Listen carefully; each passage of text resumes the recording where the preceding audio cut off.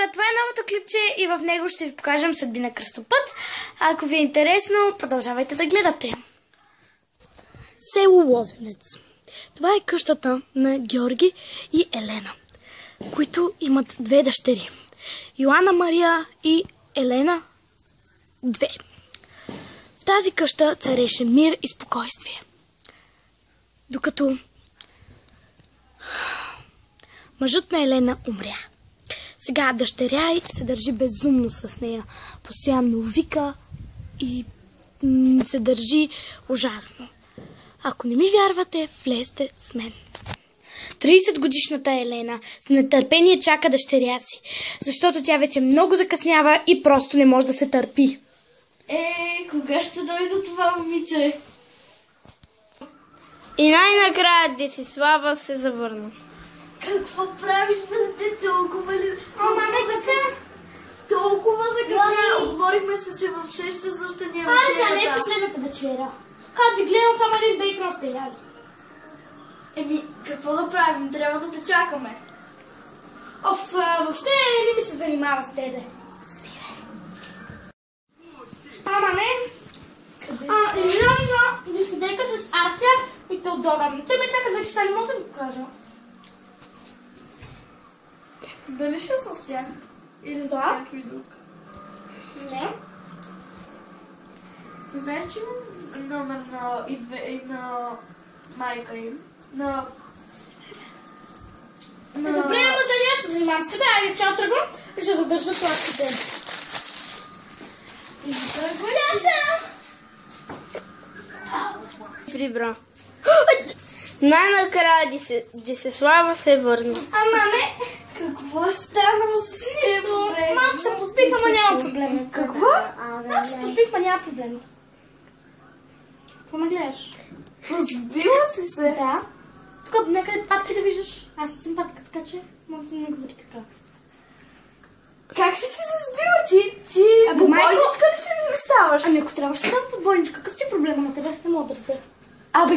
Какво ти има, бе, дете? Спри се с теб. Аз ти си ми говорила така. Отивай се в стаята, наказана си. Няма отида в моята стая, ще отида в мергеджето. Ай, чао. Чувам да изнеса закуска.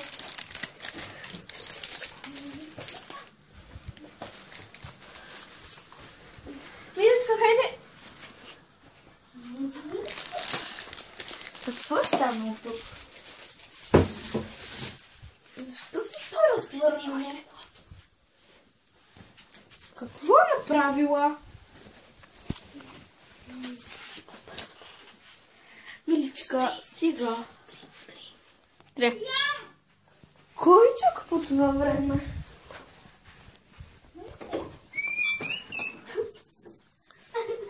Миличка, какво стана? Приятелът на Станислава дойде и ме преби. Тръгвай.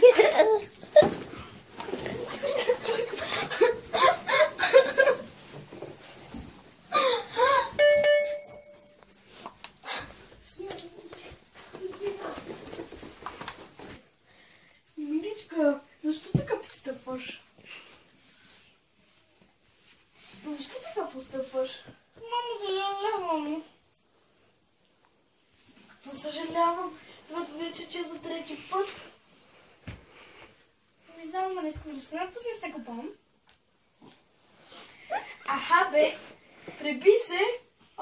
Идваш ми разплакано, че някой ти е пребил, а пък сега... Мамо, моля те, искам на купон. С Сашо ще ходим. Кой? Моля те с Сашко. Не. Аре бе, мамо. Не. Ще се стоиш в стената. Сестра ми, ти даваш ли да отида на купон? Да. Мамо ще ходи на купон. Няма да ходиш. Ще ходя. Няма. На баща ще ходи. Няма да ходиш. Добре, ще ме заключиш ли? Да. Ага. Още сега си взимам пътекачите.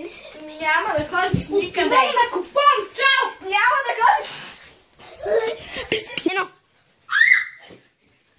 Мамо, ела тук, момиченце. Искам на купон! Чакай, къде трябва да остана? Ще ме избягаш от там. Ела тук. Ела тук.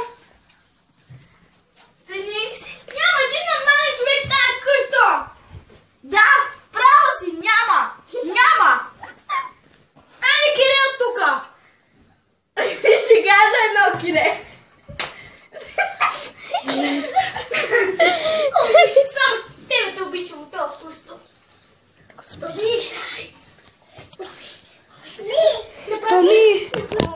Вече Десислава се държи нормално и е добре.